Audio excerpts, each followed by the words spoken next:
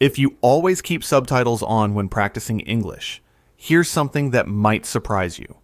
It could be quietly holding your listening skills back. Not because subtitles are bad, but because of what they're secretly training your brain to do instead.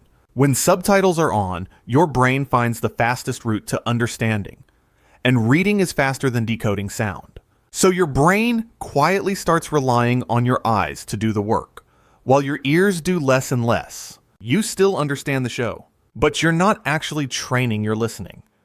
You're training your reading. This is the before state. Understanding is happening, but almost entirely through reading. The sound is technically reaching your ears, but your brain isn't being forced to decode it. So the actual listening skill never gets the workout it needs. Here's how to fix this without giving up subtitles completely. Step 1. Watch once with subtitles, then rewatch the same scene without them. The first pass builds understanding. The second pass forces your ears to do the work your eyes did before, using content you already know. Step 2. Switch to English subtitles instead of your native language, if you're not already. This keeps a support system in place, while still forcing your brain to connect sound to English text, not translation.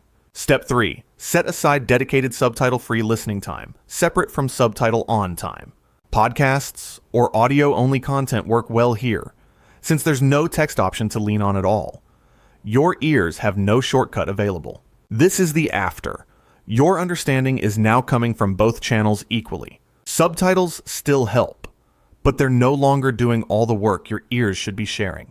Try this today.